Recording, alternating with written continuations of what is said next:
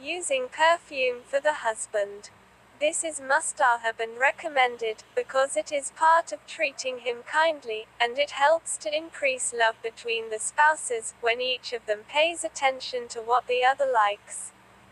As for putting on perfume and adorning herself for her husband, it is required and is something that is liked. One of the wise men said, "For a woman to adorn herself and put on perfume for her husband is one of the strongest causes of love and affection between them, and wards off dislike and disdain, because the eye is the pioneer of the heart. If the eye looks at something attractive, the message will reach his heart and love will be created, but if it looks at something ugly or that it does not like of outfits or garments, that message will reach the heart and dislike and disdain will be created." Hence the advice that Arab women gave to one another was, "Beware of letting your husband see anything that does not please him or letting him smell anything from you that he finds off-putting." Putting on perfume and going out with the aim of letting non-mahram men smell it. This is haram, and is a major sin. It was narrated from Abu Musa, may Allah be pleased with him, that the Prophet, peace and blessings of Allah be upon him, said, "If a woman puts on perfume and passes by people so that they can smell her fragrance, then she is such, and he spoke sternly, meaning an adulteress. She is an adulteress means, because of that she is exposed to zina, and implementing the means that lead to it and calling those who seek it. Hence she is called an adulteress in a metaphorical sense, because desire may prevail and real zina may take place. Her passing by men is likened to her sitting in their path so that they pass by her.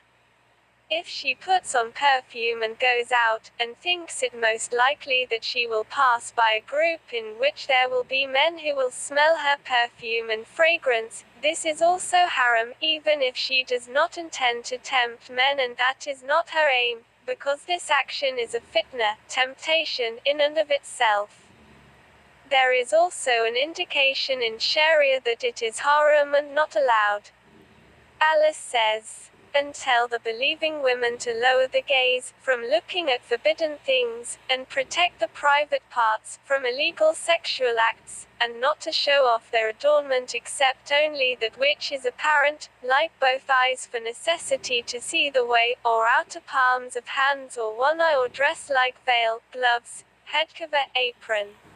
And to draw their veils all over Juyubihinna, example the bodies, faces, necks and bosoms, and not to reveal their adornment except to their husbands, or their fathers, or their husbands' fathers, or the sons, or their husbands' sons, or the brothers' sons, or the sisters' sons, or their Muslim women, example the sisters in Islam, or the female slaves whom their right hands possess, or old male servants who lack vigor, or small children who have no sense of feminine sex. And let them not stamp the feet so as to reveal what they hide of their adornment. And all of you beg Allah to forgive you all, O believers, that you may be successful." So women are forbidden to show their adornments to non-mahram men, and perfume is undoubtedly one of the woman's adornments, so it is included in this prohibition. And it was narrated that Zainab, the wife of Abu Abdullah ibn Mas'ud, said, "The Messenger of Allah, peace and blessings of Allah be upon him, said to us, if one of you attends the mosque, let her not put on perfume. If the Prophet, peace and blessings of Allah be upon him, forbade women to go out to the mosque wearing perfume, because men will usually smell some of the fragrance because of close proximity and there being no barrier between men and women, then it is more likely that women are not allowed to go out to the marketplace and gatherings wearing perfume, although it is not regarded as a major sin, rather it is something that is clearly haram." The hadith which count it as a major sin should be interpreted as meaning that this applies if the fitna is certainly there. When there is merely the fear of fitna, then it is makruh, or when she thinks it will cause fitna then it is haram but is not a major sin, as is obvious. When she puts on perfume and thinks it most likely that her fragrance will not reach people and that men will not smell any of it, such as if she is going out in her husband's car on a trip to an isolated place, or to visit her family, or she is going out in her husband's car to a gathering for women only, or she is going to the mosque in the car and she is going to get out at the entrance to the prayer hall that is for women only and is completely separate from the men. Then she is going to come straight back in the car without walking in the street, and other such situations where the woman does not expect to pass through the streets, and her aim in putting on perfume is to keep herself clean in general as enjoined by Sharia. In that case there is nothing wrong with her using perfume, because the reason for the prohibition, which is that the fragrance might reach other men, does not apply. The evidence for that is as follows.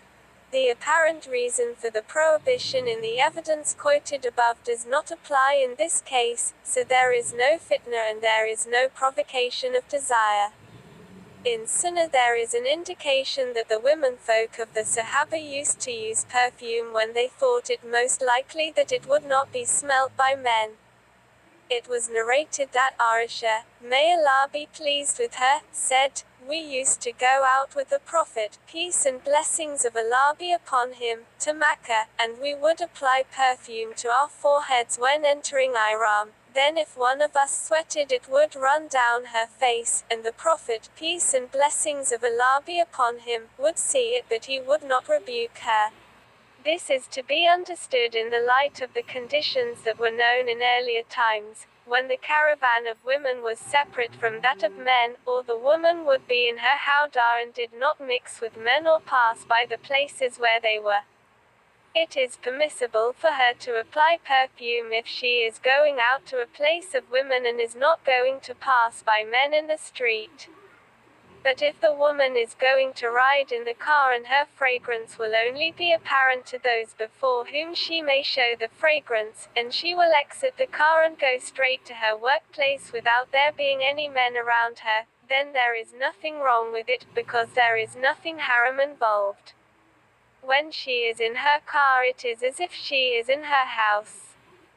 But if she is going to pass by men then it is not permissible for her to wear perfume. If an emergency arises in which some men happen to smell the perfume of this woman, because of a car accident, for example, or a sudden illness because of which she is taken to the hospital and the like, then this is something that is forgiven, inshallah, because Allah does not burden any soul beyond its scope, and the Shari ruling is to be followed in cases where one has the choice, not in cases of necessity. And Allah knows best.